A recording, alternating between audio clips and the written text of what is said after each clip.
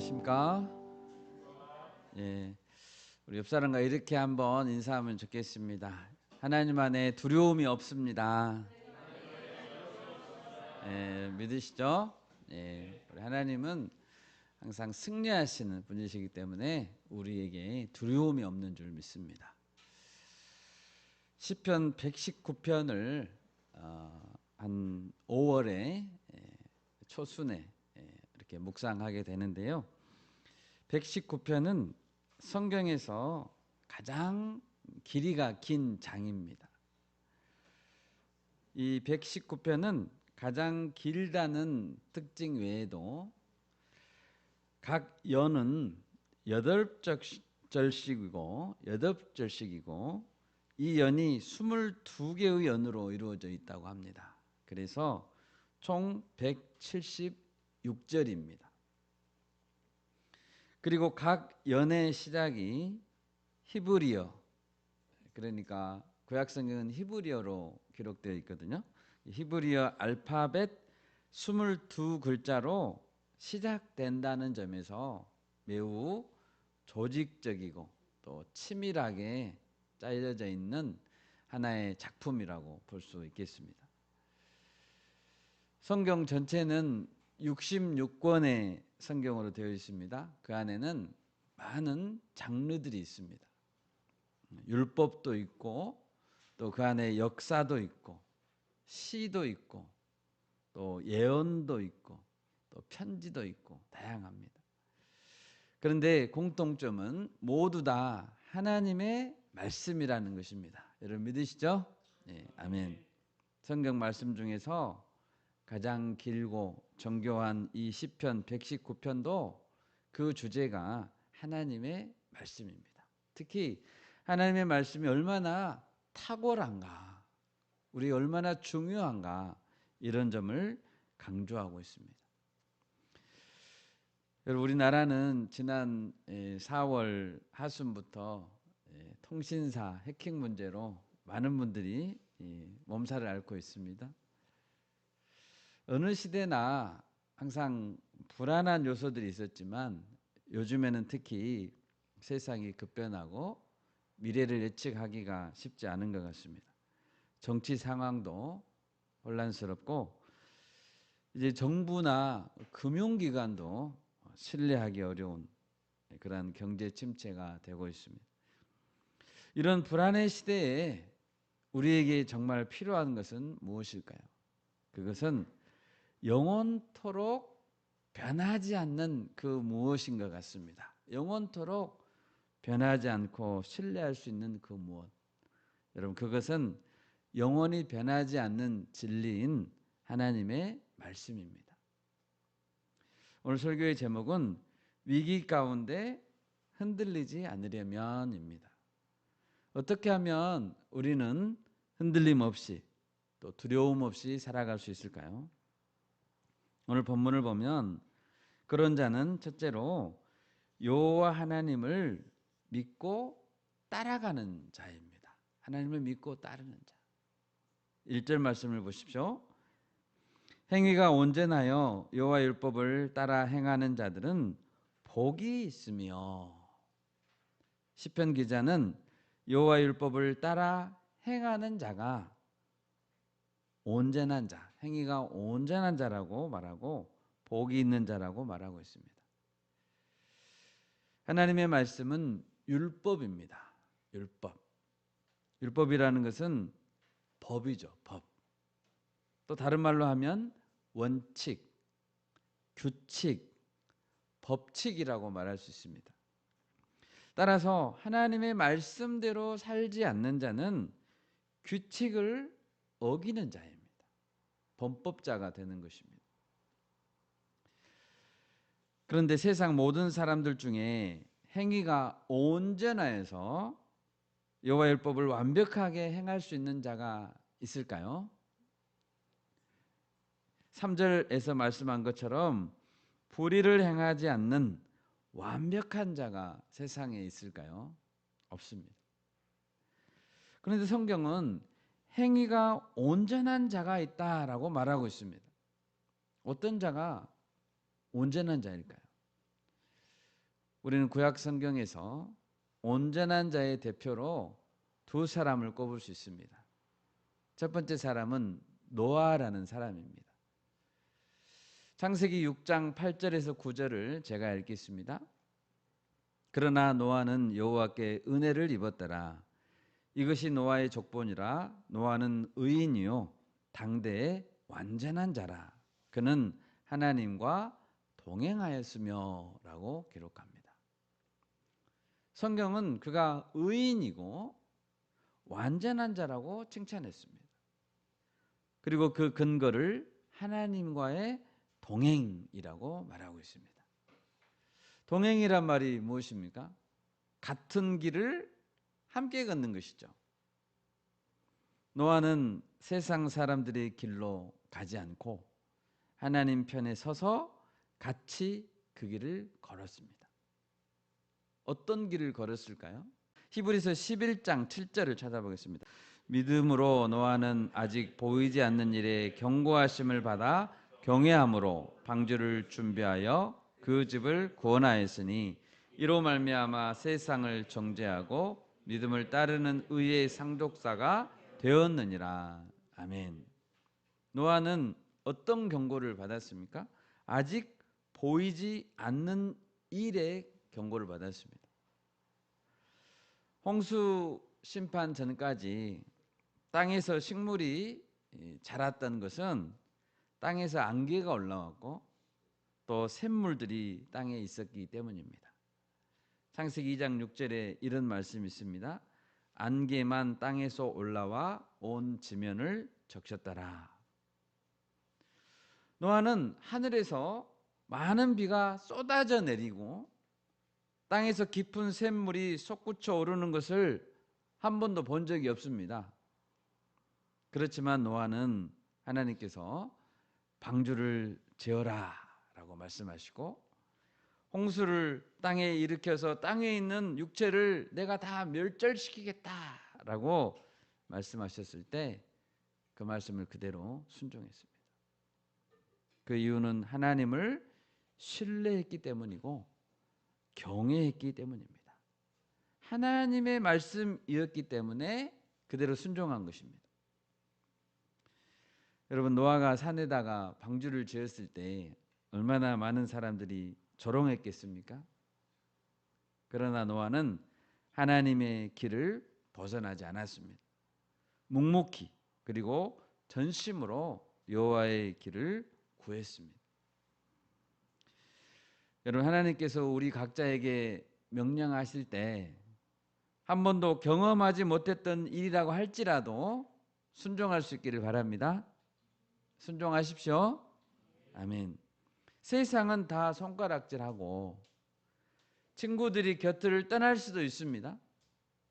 잠잠히 그래도 하나님 편에 설 수 있기를 바랍니다. 두 번째로 온전한 자는 욥이라는 사람입니다. 욥기 1장 1절을 제가 읽겠습니다. 우스 땅에 욥이라 불리는 사람이 있었는데 그 사람은 온전하고 정직하여 하나님을 경외하며 악에서 떠난 자더라. 물론 욥도 완전한 사람은 아니었습니다.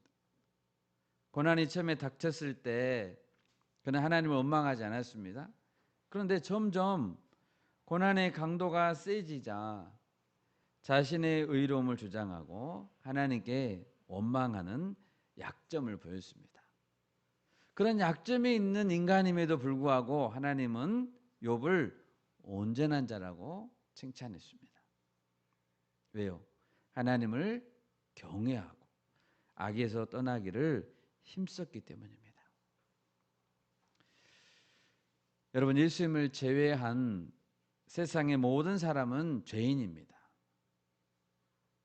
그래서 본문 1절 시편 119편 1절을 읽을 때 율법을 완벽하게 지키면 온전하게 될 수 있다라고 오해하면 안 됩니다. 이 땅에 사는 모든 사람이 온전케 되는 유일한 길이 있는데 그것은 바로 예수 그리스도의 공로입니다. 히브리서 10장 14절에 이런 말씀이 있습니다. 그가 거룩하게 된 자들을 한 번의 제사로 영원히 온전하게 하셨느니라. 다시 읽습니다. 그가 거룩하게 된 자들을 한 번의 제사로 영원히 온전하게 하셨느니라. 예수 그리스도는 성도들을 온전케 하실 수 있는 분이십니다. 그리스도는 자신의 몸을 드린 단번의 제사로 믿는 자들을 영원히 온전하게 하셨습니다. 언제까지 온전하다고요? 영원히. 한 번의 그리스도의 제사로. 우리는 이처럼 우리를 온전케 하시는 그리스도를 믿고 그리스도와 연합하고 동행할 때 온전한 자가 되는 것입니다. 우리의 온전함의 근거는 우리 자신에게 있는 것이 아니라 그리스도에게 있는 것입니다. 그러므로 이제 그리스도로 인해 온전케 된 우리가 여호와의 율법을 따라 살 수 있는 것이고 복되고 의로운 자들로 인정될 수 있는 것입니다. 여러분, 여호와를 믿고 그 길로 따라갑시다. 아멘. 그럴 때 우리는 흔들림 없이 살아갈 수 있습니다. 두 번째로, 하나님의 말씀을 마음에 가득 채워두는 자들입니다. 9절 말씀을 보십시오. 청년이 무엇으로 그의 행실을 깨끗하게 하리까? 주의 말씀만 지킬 따름이니이다. 시편의 기자는 특히 청년들을 향해서 도전하고 있습니다. 청년들을 향해서. 무엇으로 행실을 깨끗하게 할 수 있는가? 그것은 주의 말씀을 지키려고 할 때 가능하다. 여러분께 한 가지 묻습니다. 하나님의 말씀은 한 인생을 바꿀 수 있습니까? 하나님의 말씀은 인생을 바꿀 수 있습니까? 하나님의 말씀에는 우리의 삶을 거룩하게 할 만한 능력이 있습니까? 있습니까? 아멘. 성경이 대답해 줍니다. 우리 디모데후서 3장 15절에서 17절 말씀 읽겠습니다. 또 어려서부터 성경을 알았나니 성경은 능히 너로 하여금 그리스도 예수 안에 있는 믿음으로 말미암아 구원에 이르는 지혜가 있게 하느니라. 모든 성경은 하나님의 감동으로 된 것으로 교훈과 책망과 바르게 함과 의로 교육하기에 유익하니 이는 하나님의 사람으로 온전하게 하며 모든 선한 일을 행할 능력을 갖추게 하려 함이라. 아멘. 방금 읽은 15절을 볼 때 성경은 능히 우리로 하여금 구원에 이르는 지혜가 있게 한다고 했습니다. 성경 말씀은 그럴 수 있습니다. 모든 성경 말씀은 성령의 감동으로 기록되어 있습니다. 그러므로 17절에서 강조하셨듯이 선한 일을 행할 능력을 갖출 수 있게 해줍니다. 저를 따라서 한번 해보겠습니다. 성경은 나를 변화시킨다. 믿습니까? 아멘. 다른 말로 하면 내가 변화되는 것은 성경밖에 없다라는 거예요. 성경 외에는 나를 진정으로 변화시킬 수 있는 것은 없습니다. 우리는 어떤 개인적인 노력이나 결심으로 변화되지 않습니다. 어떤 사회 교합 프로그램으로 우리는 변화되지 않습니다. 예배당에 그냥 앉아 있는다고 해서 변화되는 것은 아닙니다. 어떤 사람이 매주 예배에 나오는데 5년 전이나 10년 전이나 지금이나 변화가 없다면 그 이유는 성경 말씀이 그 마음 안에 없기 때문입니다. 그런 사람은 앞으로 10년, 20년을 지나도 똑같을 것입니다. 특히 본문 15절, 디모데후서 3장 15절에서 사도 바울은 디모데에게 이렇게 말합니다. 네가 어려서부터 성경을 알았나니? 라고 말합니다. 디모데후서 1장 5절에 보면 디모데의 믿음이 어디서 왔는가 알 수 있습니다. 디모데의 믿음은 외할머니 로이스 그리고 어머니 유니게라는 분들에게서 물려받은 그런 믿음이었습니다. 믿음은 들음에서 납니다. 아멘. 디모데는 어렸을 때부터 외할머니 그리고 어머니의 품에서 성경 말씀을 들었습니다. 그리고 그 안에서 믿음의 싹이 자라나기 시작했습니다. 오늘 어린이 주일, 어버이 주일로 같이 지킵니다. 요즘 다니엘 유치부를 보고 있으면 신앙의 조기 교육이 얼마나 중요한지 우리가 눈으로 확인할 수 있습니다. 하얀 도화지 같은 어린 자녀들의 마음에 가장 먼저 무엇으로 채워야 됩니까? 성경 말씀으로 채워야 됩니다. 어린 자녀들이 성경을 배울 곳은 믿음의 부모님 그리고 교회의 주일학교밖에 없습니다. 학교를 가나 세상 친구들을 만나나 특히 인터넷 세계에 들어가 보면 성경적 가치관을 배울 수 없습니다. 우리 어른 세대가 자녀들에게 다음 세대에게 물려줄 수 있는 가장 귀한 유산은 믿음의 유산입니다. 아멘. 성경 말씀 그 믿음의 유산을 물려줘야 합니다. 여러분 성경 말씀에는 능력이 있습니다. 로마서 1장 16절 제가 읽겠습니다. 내가 복음을 부끄러워하지 아니하노니 이 복음은 모든 믿는 자에게 구원을 주시는 하나님의 능력이 됨이라. 먼저는 유대인에게요 그리고 헬라인에게도니라. 어떤 사람들은 복음의 능력을 의심합니다. 내가 하나님의 말씀을 읽고 묵상한다고 내 삶이 달라질 수 있을까? 내 인생이 바뀔 수 있을까? 의심합니다. 여러분 분명히 달라집니다. 분명히 복음은 우리를 바꿉니다. 복음은 하나님의 능력입니다. 복음은 믿음으로 읽는 자들을 변화시킬 수 있습니다. 그렇기 때문에 특히 청년의 때에 우리는 부지런히 성경을 배워야 합니다. 어거스틴이라는 사람이 있었습니다. 그는 주후 354년, 그러니까 꽤 오래된 사람이죠. 주후 354년에 북아프리카에서 태어난 인물입니다. 그 당시는 그 지역도 로마 제국이었습니다. 그는 어머니 모니카의 간절한 기도에도 불구하고 청년 시절 세속적인 사랑을 갈구하며 방탕한 삶을 살았습니다. 어거스틴이 청년 때 어쨌다고요? 방탕했다고요. 종교적으로는 마니교라는 이방 종교에 심취해 있었습니다. 그런데 어느 날 그는 로마서 13장 12절에서 14절을 읽게 됐습니다. 한번 찾아볼까요? 로마서 13장 12절에서 14절.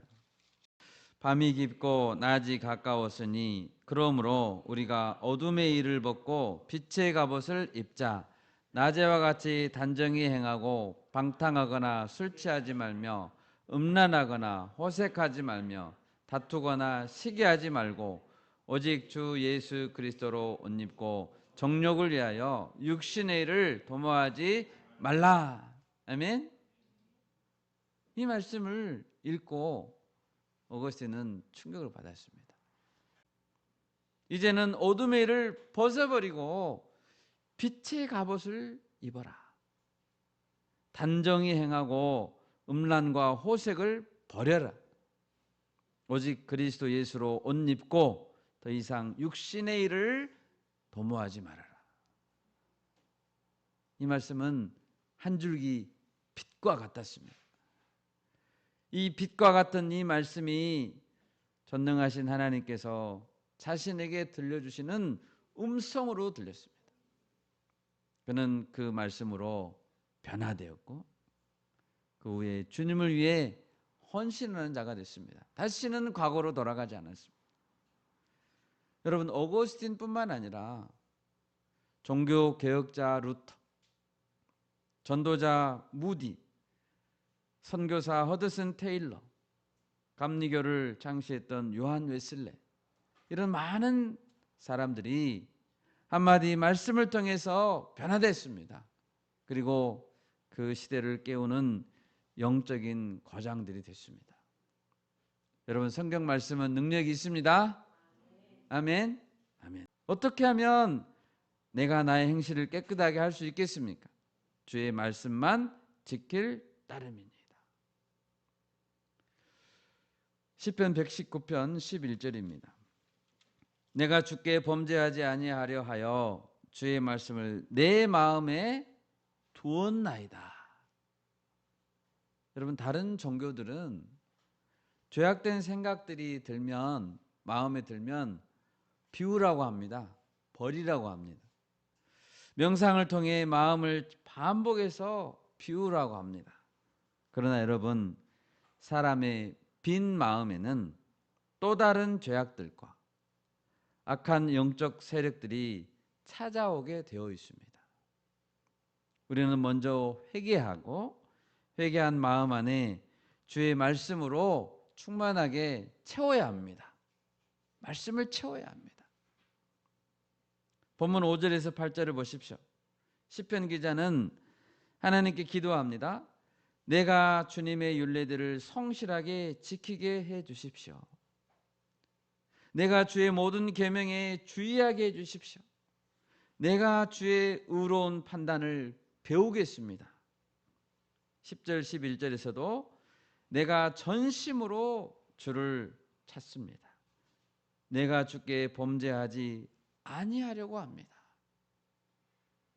시인은 지금 누구 이야기를 하고 있습니까? 남의 이야기를 하고 있습니까? 아닙니다. 자기 이야기를 하고 있습니다. 바로 자기 자신의 영혼이 구원받기 위해서 그는 얼마나 철저하게 노력하고 싸우고 있습니까? 그는 강력한 의지를 가지고 내가 배우겠습니다 라고 말하고 있는 것입니다. 얼마나 주님께로부터 멀어지지 않고 딱 달라붙어 있고자 몸부림치고 있습니까? 여러분, 이러한 결단과 실천은 남이 대신해 주지 않습니다. 누가 해야 됩니까? 남이 해야 되나요? 내가 해야 됩니다. 내가. 남이 나를 대신해서 해주지 않아요. 바로 내가 해야 됩니다. 여러분, 다른 사람의 영혼보다 먼저 누구의 영혼이 중요합니까? 내 영혼이 중요합니다. 자기 자신의 영혼이 얼마나 소중합니까? 사도 바울을 보십시오. 사도 바울은 다른 사람의 이방인들의 영혼을 구하기 위해서 아주 헌신했습니다. 이방인들에게 나아가서 끝까지 복음을 전하며 힘썼습니다. 그러나 그는 늘 자신의 영혼에 대해서 진지하게 생각했고 깨어있고자 했습니다. 고린도전서 9장 26, 27절입니다. 그러므로 나는 다름질하기를 향방 없는 것 같지 아니하고 싸우기를 허공을 치는 것 같지 아니하며 내가 내 몸을 쳐 복종하게 함은 내가 남에게 전파한 후에 자신이 도리어 버림을 당할까 두려워함이로다. 아멘. 바울은 선교에 열정이 있었습니다. 그렇지만 그는 아무렇게나 뛰어다닌 것이 아닙니다. 힘껏 달리더라도 중기, 장기 목표를 세워놓고 방향을 정해놓고 달렸습니다. 여러분 인생의 중기, 장기 목표는 무엇입니까?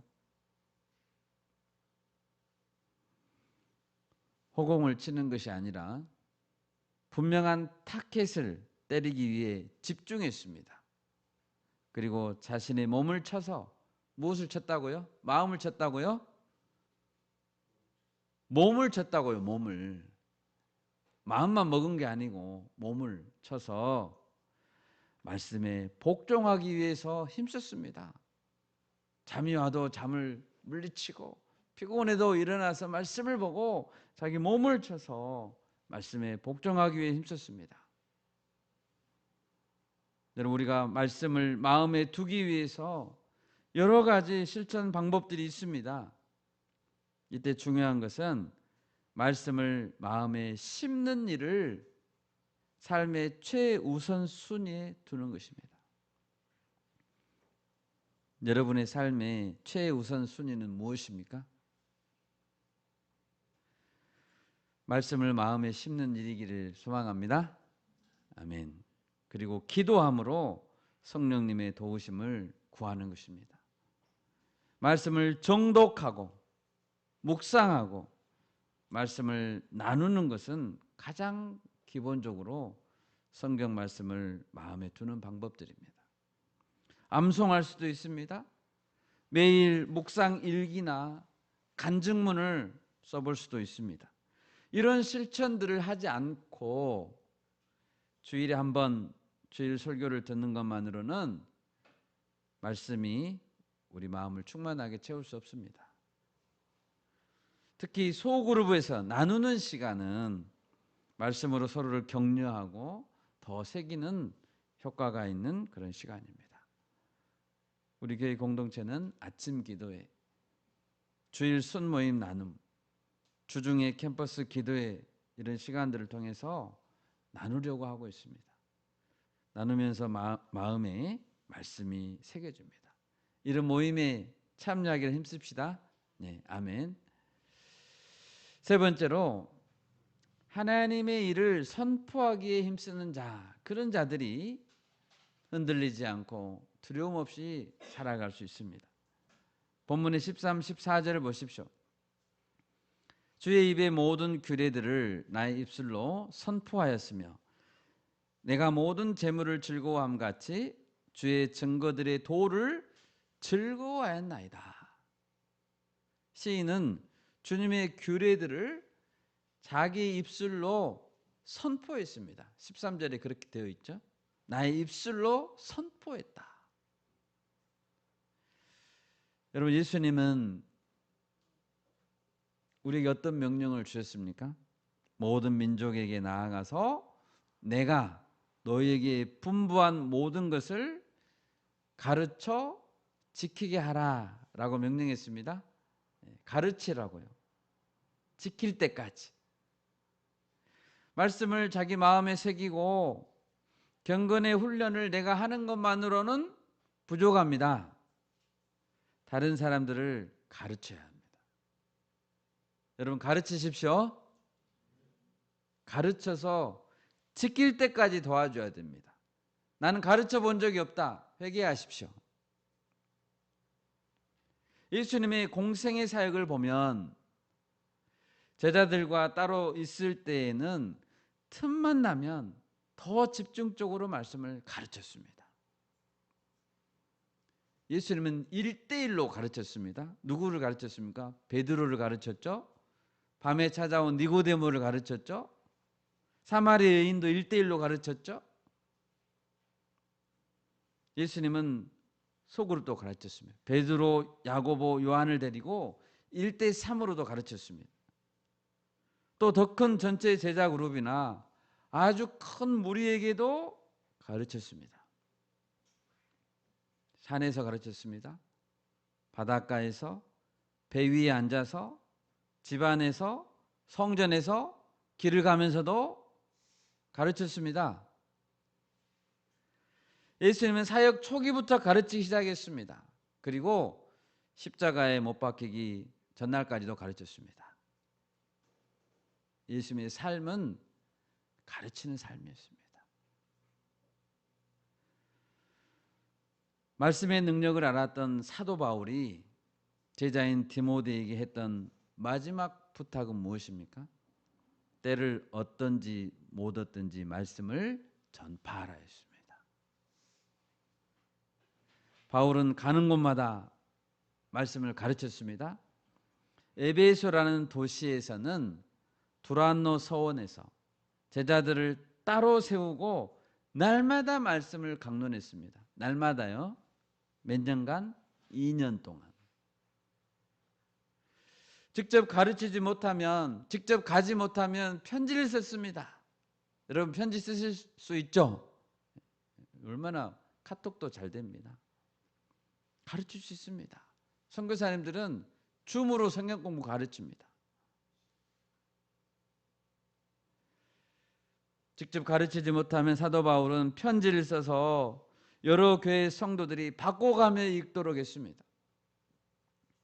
사도행전의 마지막 두 구절 한번 찾아보겠습니다. 사도행전의 마지막 두 구절. 사도행전 28장 30절과 31절 우리 같이 읽겠습니다. 30절 31절입니다. 바울이 온 이태를 자기 셋집에 머물면서 자기에게 오는 사람을 다 영접하고 하나님의 나라를 전파하며 주 예수 그리스도에 관한 모든 것을 담대하게 거침없이 가르치더라. 아멘. 사도행전 29장이 있다면 성도들은 뭐 해야 될까요? 가르쳐야 됩니다. 가르치더라 하고 사도행전은 끝났습니다. 바울이 로마로 갈 때 죄수의 신분으로 갔습니다. 죄수의 신분으로.